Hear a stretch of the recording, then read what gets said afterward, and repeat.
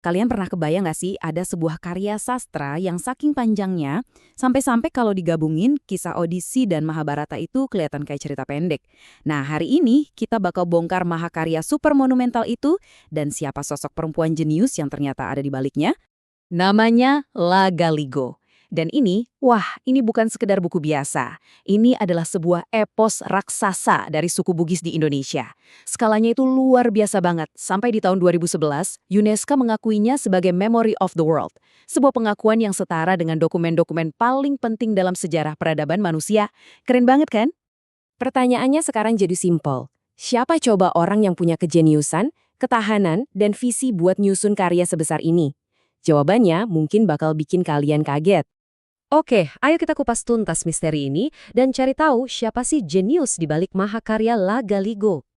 Inilah dia, Retna Kencana Kolik Puji, seorang perempuan bangsawan dari Kerajaan Tanete yang hidup di abad ke-19. Namanya mungkin gak setenar karyanya, tapi percayalah, dialah arsitek jenius di balik La Galigo. Jauh sebelum mengarap La Galigo, Kolik Puji ini emang udah jadi sosok yang disegani banget. Dia lahir di lingkungan istana dan diangkat langsung sama ayahnya jadi juru tulis kerajaan. Tapi dia bukan cuma sekedar nyatet loh. Dia merombak total seluruh sistem administrasi dan arsip istana dari yang tadinya berantakan jadi super teratur. Ini nunjukin kalau dari awal otaknya emang udah luar biasa cerdas dan terorganisir. Nah, kemampuannya yang luar biasa inilah yang akhirnya membawa dia ke sebuah tugas yang bisa dibilang hampir mustahil, yang bakal mengukir namanya dalam sejarah selamanya. Momen penentunya terjadi di tahun 1852, ada peneliti Belanda, namanya B.F. Mates, datang nemuin dia.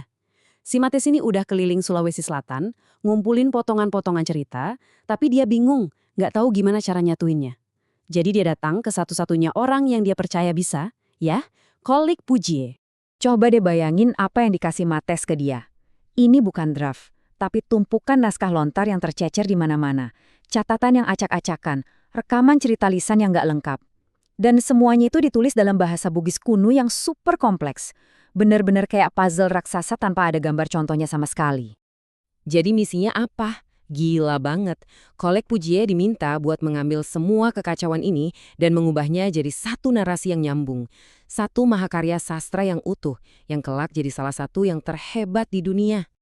Tentu saja, misi kayak gini bukan kerjaan semalam.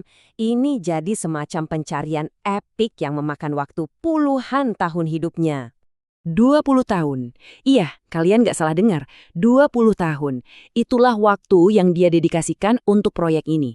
2 dekade dari hidupnya dihabiskan buat menenun ribuan potongan cerita jadi satu permadani kisah yang utuh dan megah. Dan yang lebih luar biasa lagi, dia ngerjain ini dengan kesabaran dan ketelitian yang gak goyah sama sekali. Bahkan ketika dia kena masalah politik dan diasingkan oleh Belanda karena dianggap gak kooperatif, dia gak berhenti. Pekerjaan itu terus jalan. Dedikasinya itu sungguh gak ada tandingannya. Akhirnya di tahun 1872, naskah itu selesai.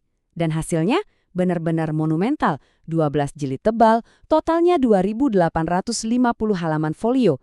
Ini adalah bukti fisik dari kerja keras dan dedikasinya selama 2 dekade.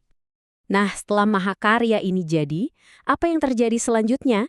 Yuk kita lihat warisan abadi yang ditinggalkan oleh seorang Kolik Puji. Jadi setelah selesai, naskahnya dibawa ke Belanda sama Mates. Sedihnya, 4 tahun kemudian, Kolik Puji meninggal dunia. Tapi ceritanya sama sekali nggak berhenti di situ. Butuh waktu lebih dari seabad. Tapi dunia akhirnya mengakui kejeniusannya.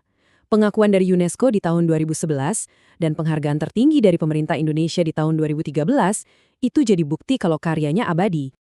Dan penting banget buat kita ingat, La Galigo itu bukan satu-satunya karya hebatnya loh.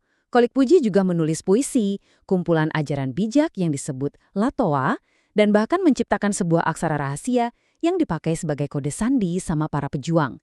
Dia itu benar-benar seorang intelektual sejati yang karyanya luas banget. Ada sebuah pepatah keren dari budayanya yang bilang, bila ingin hidup 1000 tahun, maka menulislah. Kolik Puji nggak cuma menulis, dia membangun sebuah monumen sastra. Dan lewat karyanya itu, dia memastikan namanya, kisahnya, dan kejeniusannya akan terus hidup. Bukan cuma 1000 tahun, tapi selamanya.